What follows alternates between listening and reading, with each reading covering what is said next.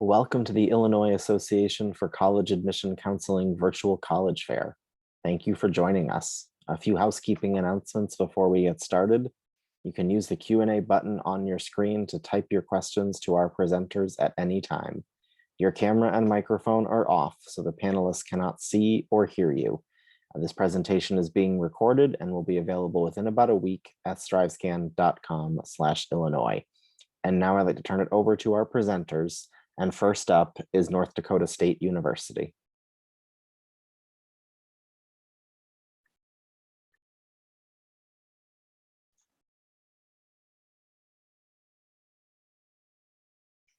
Hi everybody, my name is Corey Schlack. I'm an admission counselor for North Dakota State University, coming to you live from beautiful Fargo, North Dakota, to talk about our awesome institution.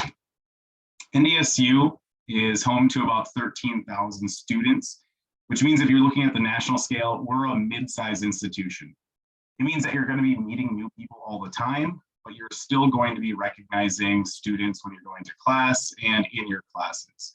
We have a 16-to-1 student to faculty ratio, which means that you're still going to have a lot of opportunity to interact with your professors. And in fact, you need to interact with your professors.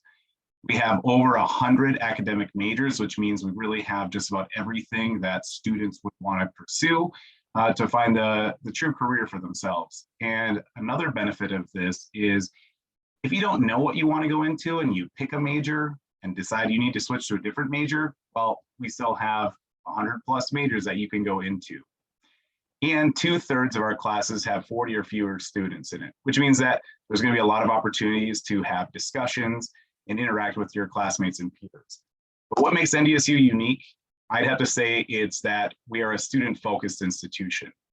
College can be difficult. College can be demanding. It can be a challenge making the adjustment from high school to college. But NDSU, your professors, your staff members, your advisors, they don't want you to fail out. They don't want to weed you out. They want you to thrive, survive, and go on and to pursue the career that you ultimately want to. So your professors would love nothing more than for you to stick around after class and talk about things that maybe didn't make sense to you, or come to their open office hours. All of our professors have at least 3 open office hours every week for students just to come in and ask questions and get help with things that maybe aren't completely clear. Every student's going to get an academic advisor at NDSU, where you're going to meet with them at least once a semester, maybe more. Typically, you're going to be talking about like what your upcoming classes are going to be for the future semester, but you'll also be talking about your current classes, how they're going, if you're having a difficult time, if you're enjoying those classes. We also have a multitude of academic centers where you can just go in for drop-in tutoring services, whether it's for chemistry, or you're going to the Math Emporium for help with math courses, or sitting down at the Center for Writers if you need somebody to review your 8 or 10 or 12-page paper. All of those things are included in your student fee, so you don't have to pay anything extra to go to any of those things. And while college is a transition and it takes time to get used to everything, eventually you are going to feel comfortable, you're going to be clicking, you're going to be doing well, and that's awesome because NDSU is a huge research institution, one of the top 100 research institutions in the nation. And we want you to get involved in that research as well, whether it's designing smart medication that can pinpoint and target specific bacteria, or you're doing cancer research, or you're studying gene expressions from various foods that you're eating, or you're designing an automated driving vehicle. There are a lot of opportunities for you to get involved in this type of research. And that doesn't excite everybody, and that's okay. But it's still important to be at a research institution because your professors are engaging in this research, which means that they're going to be talking about their research, which means that you're not just going to be learning things that are 100 years old, 50 years old, 25 years old. You're going to be learning about things that are being discovered today, things that are being discovered tomorrow, things that are going to be relevant to the career you're pursuing, because ultimately the career you're pursuing is not the career of yesterday. It's going to be the career of tomorrow. If you just think about TikTok and other social media platforms, TikTok didn't exist 4 years ago. So what's going to exist in 4 years from now when you're graduating from college, and are you going to be ready? Well, coming to a research institution, you are. And if going to college to find a career is what means most to you, well, going to NDSU is a pretty safe bet. We have a 93% success rate. And what that means is that 6 months after graduation, 93% of our graduates have either found employment or are pursuing extra education, like a master's degree or PhD. So if going to college to get a career is what you're after, NDSU is a good bet for you. Another thing, we have an amazing student body and a lot of things to interact with. We have D1 athletics. You may have heard of us, the Bison football team. We have like 8 national championships in the last 9 years. These are things that you can participate, whether you're participating in them yourselves, or if you are there just as a fan to cheer everybody on. Lastly, I'd like to just finish off with talking about the cost for NDSU. As you can see, we're modestly priced. Even if you're from our other states area, students are paying under $24,000, which includes your tuition, your student fees, your housing, and an unlimited meal plan, which means that even if you're coming from Illinois or New York or California, NDSU is still a reasonably priced college for you to get your education at. Thanks so much for tuning in tonight.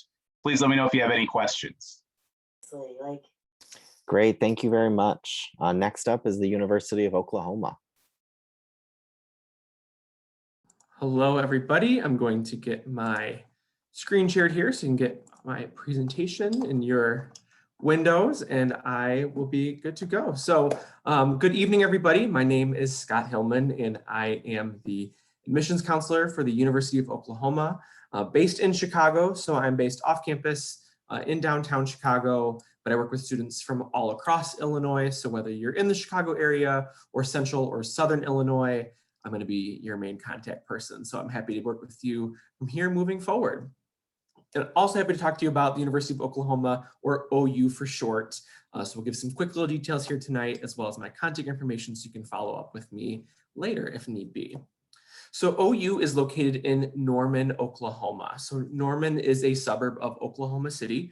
So it only takes about 20 to 25 minutes to get downtown from campus. So it's a really easy drive. Traffic there is pretty light, not too heavy. So it's really a true 20 to 25 minutes to get downtown. And it's great having Oklahoma City in our backyard. So if students are looking for things to do, professional opportunities like internships and more, we've got all of that right down the street. The Oklahoma City Airport is also about 20-minute drive from campus. So tons of different cities have direct flights. So Chicago has direct flights. If you're in Southern Illinois, there are direct flights from St. Louis. So other cities as well have direct flights right into Oklahoma City, and it's a quick 20-minute ride to get to campus. Norman itself has that college town feel to it. So it doesn't feel like a super large area, but it doesn't feel like a small town. It's got that collegiate vibe both on and off campus. But since it is in the suburbs, it's got plenty of things to do off campus. So whether you're looking to go grab a bite to eat, go to the movies, do some shopping, we've got tons of options for students to do that and more. Speaking of our students, we have 22,000 undergraduate students in total. So not super, super large, which I think is sometimes a surprise to individuals. So 22,000 total undergraduate students. With our graduate population, we're just around 31,000. So kind of an upper mid-sized institution, again, not extra, extra large. Now, even though we have 22,000 undergraduate students, our average class size is only 32 students. So we try to keep those classrooms more manageable in size. We want your learning environment to be a nice experience. We don't want it to be too large or too overwhelming. So with that, only 4% of the classes that we offer have more than 100 students. So that means on the flip side, 96% of our classes are 100 students or less. So really great classroom experiences, classroom environments. You get to know your professors very well with our student to faculty ratio of 18:1. You'll also get to know other students in your classes as well. All of those 22,000 students are coming from all over. So you can see the darker the shade of the state here on the map just means the more students that we are getting from those states. So all 50 states are represented at OU, as well as over 120 different countries with our international student population as well.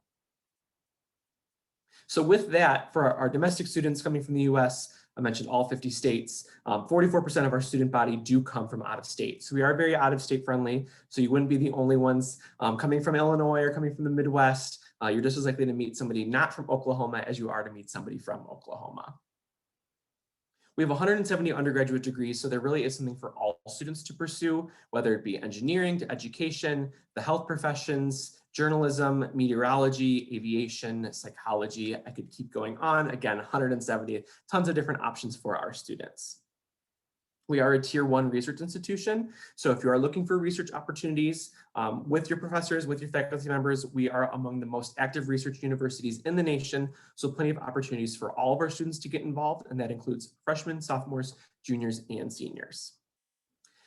Also outside the classroom, we have over 550 student organizations. So there really is something for all students to get involved with. So whether it be student government, fraternities and sororities, club sports, volunteer groups, usually each major has a student group associated with it. Again, 550 is a lot of things that our students can get involved with. And it's also pretty easy to start your own club in case there's not one there for you right now.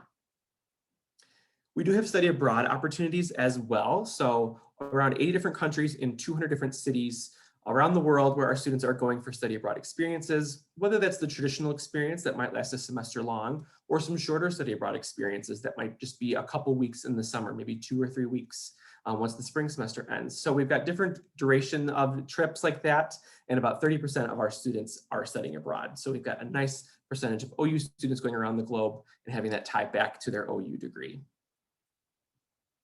Visiting campus, we are available for campus tours right now. So if you are looking to visit campus, we have campus tour dates available from now through the end of July. So if you're making summer travel plans and looking to get down to campus, we are open. We are happy to have you there, and you can find those tour dates on our website. We also know that not everybody is comfortable traveling right now, especially since we're still in this pandemic. So we have a ton of virtual resources as well, including a virtual campus tour. So you can see what campus looks like through the virtual tour option. You can sign up for an admissions webinar. Our individual colleges will also have webinars, so whether it be business or engineering or beyond, you can sign up for those info sessions. And you can also sign up to meet one-on-one with a current OU student. So you can get all of the good details from them, from their firsthand perspective of what it's like to be an OU student today. So definitely check out those resources and more on our website. Follow us on social media at @GoToOU. So this is a great way to get more information, get to see some pictures of campus. We'll do student takeovers on our Insta stories. So at @GoToOU on Instagram, Twitter, and Snapchat, Facebook as well. And then contact me if you have any questions. So scott.hillman@ou.edu, or you can email admissions@ou.edu. And either way, I'm happy to help you. And again, I thank you for joining us tonight. Great, thanks so much. Next up is Paul Quinn College. Hello, greetings everyone. Thank you so much for being here. I am going to get my screen shared and get my presentation started. So my name is Taylor Henley, and I did not change it. I apologize. I took over this event and I forgot to do that. My name is Taylor Henley, and I am an enrollment management officer at Paul Quinn College, located in Dallas, Texas. I am an enrollment officer, but I am also an alumna of this institution. So if it seems that as I'm speaking about the institution, I seem to gush a little bit, it is because this is my alma mater, and this is the place that invested in me when I was a student, and that really honestly set me up for the successes that I have experienced, and then being able to come back in this role and actually present to students and families, and just getting a chance to have conversations with them are something that I love doing. So I apologize for my excitement in advance. So Paul Quinn College is the oldest historically Black college in the state of Texas. In 1872, the AME Church actually founded the Connectional School for the Education of Negro Youth in Austin, Texas, as a means to provide education to former slaves and their offspring. In 1877, we actually moved to Waco, Texas, which is a photo of the campus that is actually there at that top photo when we actually did make the move. And then in 1881 is actually when our name changed to become Paul Quinn College, to commemorate the contributions of Bishop William Paul Quinn, excuse me. Early on, the college was honestly focused on primarily vocational training, just to make sure that, people basically knew how to do something other than, field work. And so that was where our focus was. And we had a few liberal arts coursework, that was involved. Now, although we are not focused on that vocational training, we have stayed true to those liberal arts roots. that we have. Our institution is private, faith-based, and a four-year institution, but it is liberal arts inspired. So the things that we actually have our students studying will be discussed later on in the presentation, but it is really there that we are looking to build the groundwork as well as provide students with a reality-based education. What that basically means is our students are actually having the unique opportunity to not only have subject matter mastery, which is actually through their education or their degree that they're studying, but they also have the opportunity to have experiential mastery, which is a job that is typically applicable to their major. Now, outside of just having that degree and having 4 years of corporate work experience on their resume, they're also having the chance to actually graduate with less than $10,000 in student debt when the national average is actually $25,000. And the reason why is typically during the time that a student is in their junior and senior year and they're in our corporate work program, they're actually in positions that can be anywhere from $10,000 to $15,000 a year actual scholarships. So when you look at our costs, and we sit right at about 17.8. So if you look at a student that is actually in one of those $15,000 level scholarship positions, they're actually looking and almost taking care of their full tuition just with that actual work program job. And that's really where we are different from your typical institution. Now, under the leadership of President Michael J. Thoreau, you probably heard many things about us because we have become a really truly dynamic small college in America. You know, we've honestly learned to leave places better than we found them, leave from wherever we are, live lives that matter, and then loving something greater than ourselves. And that's really and truly who we are as an institution, because our institutional ethos is we over me, which you see on my polo and on this slide. And really what that means is that the needs of the community supersede the wants of the individual. And we want to make sure that that is always what we are at the forefront. We do have a vibrant and engaging student life that is actually planned through our SEAL office, or what we call our Center for Civic Engagement, Entrepreneurship, and Leadership. And when you become a Quinnite, you learn that we love a good acronym. And so that is one of those many acronyms that we do have. The sports that we actually offer on campus are going to be basketball, cross country, soccer, track and field, and volleyball.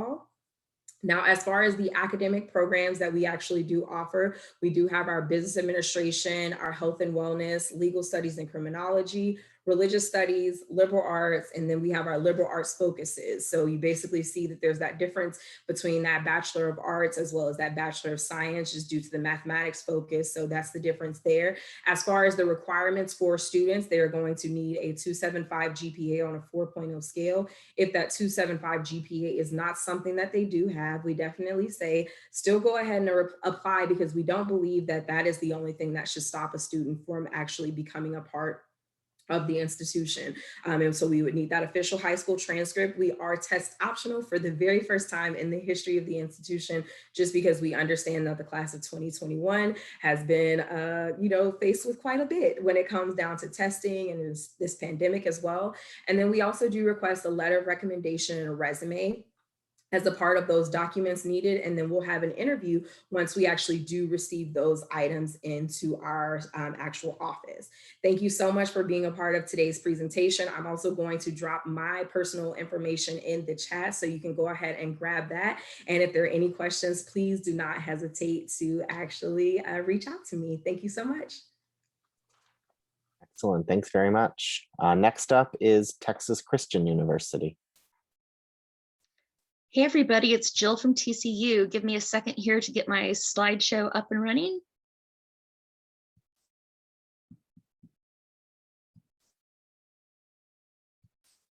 Perfect. All right. I'm going to start my timer now. My name is Jill. I'm an admission counselor with Texas Christian University. Something that's unique about me is I'm actually located in the Chicago suburbs. I've been working for TCU from Illinois for 17 years, and I have loved every minute of it. My master's degree is from TCU, and I am purple over and over and over again. I work with students in 7 states, and really happy that you tuned in tonight to learn a little bit more about TCU. TCU, Texas Christian University, is a private medium-sized university. Medium-sized for us means under 10,000 undergraduate students. We have about 1,100 graduate students, but we're predominantly undergraduate. We have students from all 50 states, 2 US territories, over 75 different countries. And as you can see, our largest states that are represented on campus would be Texas.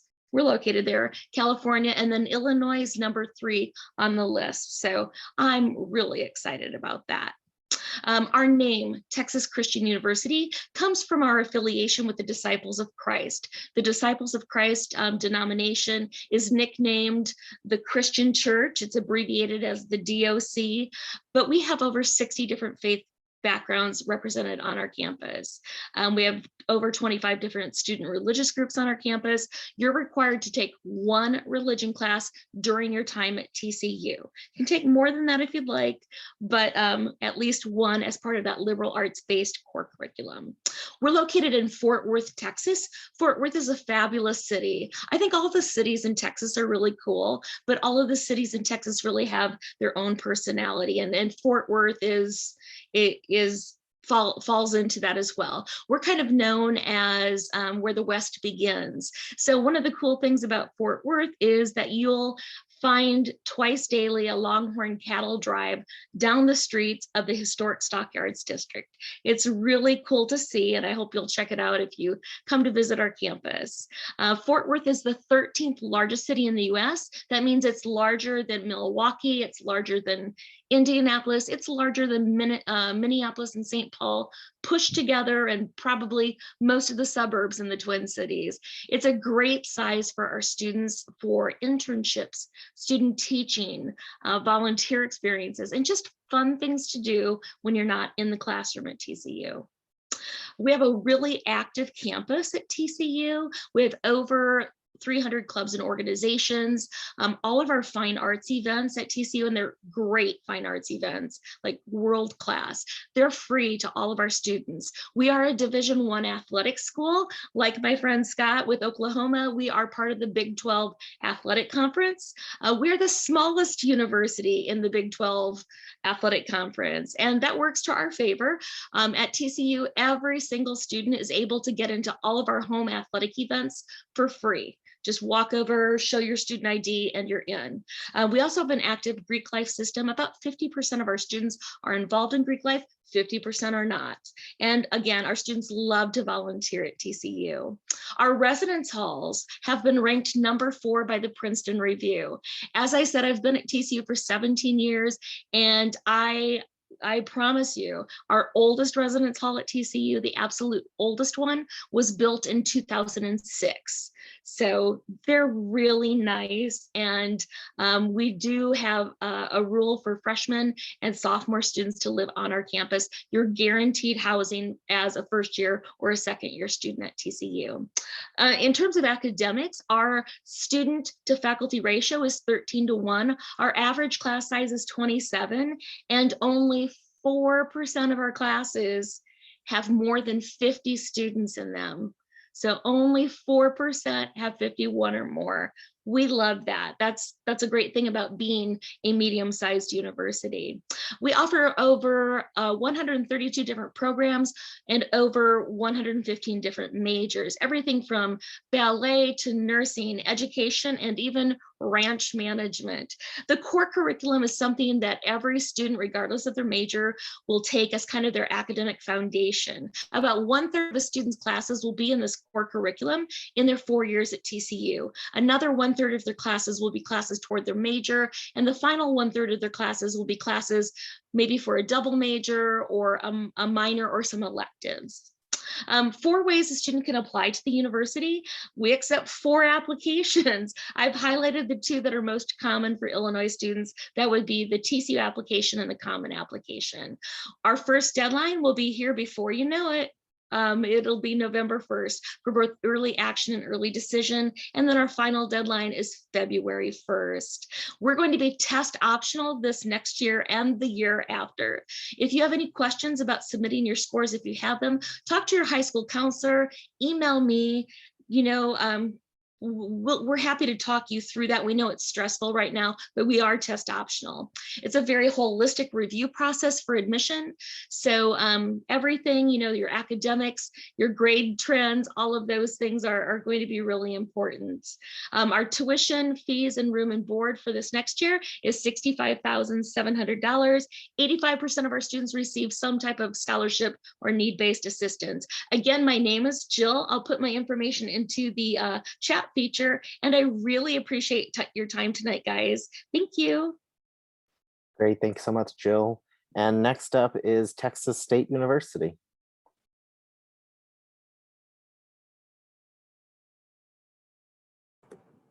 Hi all, thank you so much for joining me. My name is Bree Henderson. I am a regional manager with Texas State University. I am located in the Austin area, which is kind of right in the middle of Texas, but we will go over that in just a moment as far as a map if you're not super familiar with our state. So Texas State is currently the 4th largest public university in the state of Texas. We were originally founded in 1899 and currently have just under 40,000 students. So that was our current fall 2019 enrollment, so not current, excuse me. So on the map on this screen, if you're not super familiar with our state, Texas State is located in San Marcos, Texas. So you'll see that dot there, and we're right between Austin and San Antonio. So we're pretty close to our state's capital. And you'll also see that our secondary campus, our Round Rock campus, is a little bit north of us. This is predominantly where our health professions majors are housed. On this screen, you'll see a bit about our student body. So nearly half of our student population are the first person in their family to attend college, which means that there's a lot of resources for our first-gen students. This was especially helpful for someone like me who didn't really know how to navigate the college process. So I was very comforted in knowing that there were not only other students like me, but staff and faculty that understood where I was coming from and the kind of resources that I could really benefit from. Just over half of our students identify as an ethnic minority, and we also have students coming from all 50 states as well as from 74 different countries across the globe, which is really cool because you could be sitting next to somebody that is from a place that you've never visited or maybe even heard of. So it makes for a really dynamic campus environment. And then lastly, 80% of our graduates are continuing education or are employed just 1 year after graduating. On this slide, you'll see the 8 areas of study that we offer. So we offer just over 100 majors at the undergraduate level, but you would be housed in one of these areas of study. So these will be the ones that we offer to you as an undergraduate student or an incoming freshman student. On this screen, you'll see what we are looking for our freshman admission standards. For fall of 2021, we were test optional, so we did fully holistic admission, but we still would be looking for fall of 2022. It was recently announced that we will also be test optional, so very exciting. But we still will be looking for this curriculum that you see here on the screen. So 4 years of English, 4 years of math, 4 years of science, 3 years of social science, 2 foreign language, 1 fine art, and 1 PE. Sometimes when you're not attending school in the state of Texas, your curriculum can look a little bit different. In this case, you would go through a holistic review process where someone like me would actually look at your application and make a recommendation for admission. So no need to worry if your curriculum looks a little bit different than this, and you can always reach out to me too if there's any doubt. At the bottom of this screen, you'll see that we do still hold on to this assured admission standard. So if you were a student that was able to take the SAT or the ACT and you graduate within one of these quarters in your class, you slide over and you see that you hit either the SAT or the ACT score that goes with your ranking, you would be automatically admitted to Texas State. But for those of you that either didn't get the chance to test or are choosing not to test or to submit your test scores, you would go through that holistic review process. So no need to worry. Now here's how to apply. The first step, you can find our application on Apply Texas or the Coalition for College website. Step 2, submit an application essay. I know that this says optional, but especially in this holistic environment, it's really important that you use that space to tell me about yourself, tell me why you would be a good fit for Texas State. And then number 3, send your high school transcript or your GED certificate with the scores. Number 4, submit the application fee of $75 or the application fee waiver if this poses any challenges to you or your family. If you took any of those dual credit classes, you send in those college transcripts as well so we can check that collegiate GPA. And then lastly, if you did want to send any ACT or SAT scores to be considered, you're welcome to send that as well. On the bottom of the screen, you'll see our priority dates. So most of our students are trying to apply by the March before they attend college. I would encourage you to apply long before then. The first semester of senior year is really the best time, and we'll talk about that in just a moment. It's right here for scholarship purposes. So ways to kind of bring down the cost of tuition. We have different kinds of scholarships. The first one you see here is our assured scholarships. These are awarded automatically based on your high school performance. So we'll look at not only your grades, but also, do you have a test score that you wanted to attach to your application?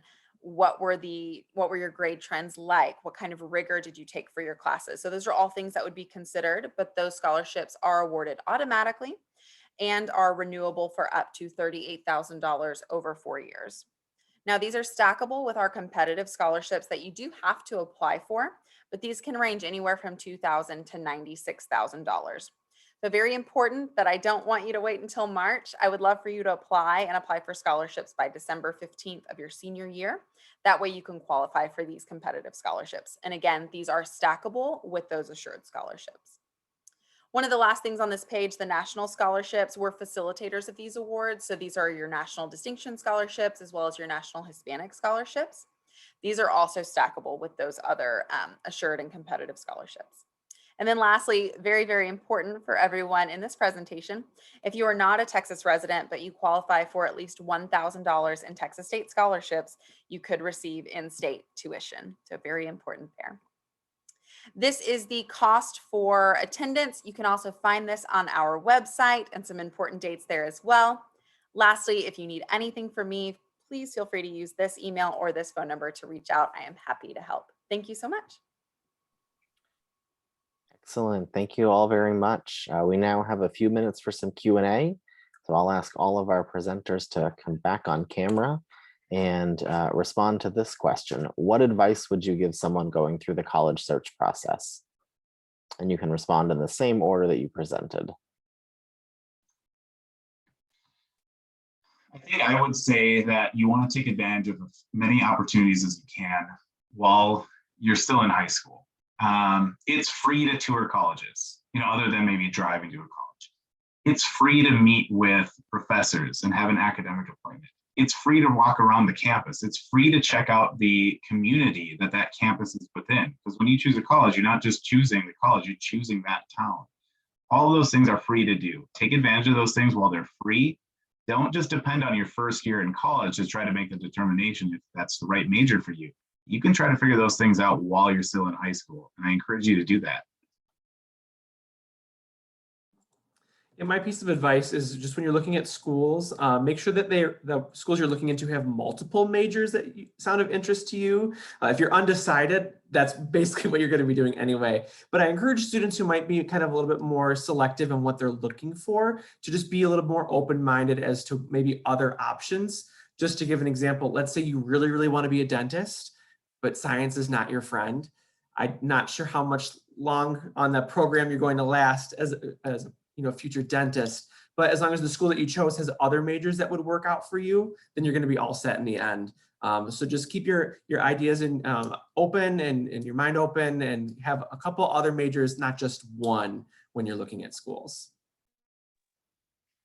I would definitely say utilize admission staff members that do presentations like this as a resource, because we are literally here to assist you. We don't expect you to know everything that when it comes to admissions and recruiting, and any question is a good question. I don't even believe in saying D, U, and B, because at the end of the day, no question is that, because you don't know this stuff. I guarantee you, we are so excited to hear from students, because then that means that something that we said has triggered a thought in your head that could be applicable to you in your situation. So when we drop our information in chats, definitely save that information. I know for me personally, I give my personal email address and my work cell phone number. So you literally could just send me a text message and ask the question, but we are really here to be a resource to you. Really and truly use it, especially when you know that you attended this event, and sending that message, hey, I saw your presentation on a Wednesday night and you were talking about your institution. I have additional questions. We love seeing that. And we always remember those names. And those are always something that is always a trigger point for us, as a good trigger point, that actually is there, because it's like, okay, I remember this student. This student took the time out not only to be at the presentation, but then to follow up with me. So we are here to be a resource. Please use us, because it's literally what we get paid and what we love to do. That was great advice. Real quickly, my recommendation would be think about not just the college or university that you're going to choose, but the area surrounding it, the city that it's in, the town that it's in. Think about all those things that you will need to do or should do outside of the classroom walls to help build your resume and get those experiences. Should you be volunteering at a zoo for your career? Should you be volunteering at a social agency? All of those things. So think about the college that's a great fit, but think about that larger community and how you can utilize that community to help, with your college plans and your career plans. Yeah, this really echoes what Jill just said, but visit the place that you're interested in. And if you need help kind of narrowing down this list, one of the great things that came out of last year is we had a ton of universities come out with virtual tours. So really take that to your advantage, and then physically step foot on these campuses would be my best advice. Excellent. Thank you all. Our next question is, what is your favorite event or tradition on campus? Oh my gosh, it's probably got to be just going to the Bison football games. I'm sure, most of the universities here could talk about athletics, but, just going to the tailgating events, having people line up the day before out on the streets, waiting to get in, and then just the atmosphere that you have with tailgating and all the, sharing and food that there is.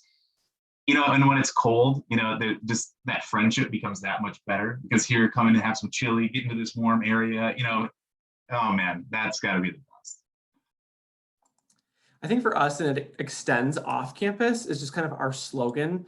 So our mascot are the Sooners. And so with that, we say Boomer Sooner. So you'll definitely hear a lot of that on a game day, as Corey was just talking about, like the game day experience on campus. But if you're at an airport or maybe you're somewhere else and you see somebody in OU gear, you yell out Boomer and they're going to yell Sooner back. And it just kind of is that way to make community on campus and across the globe too.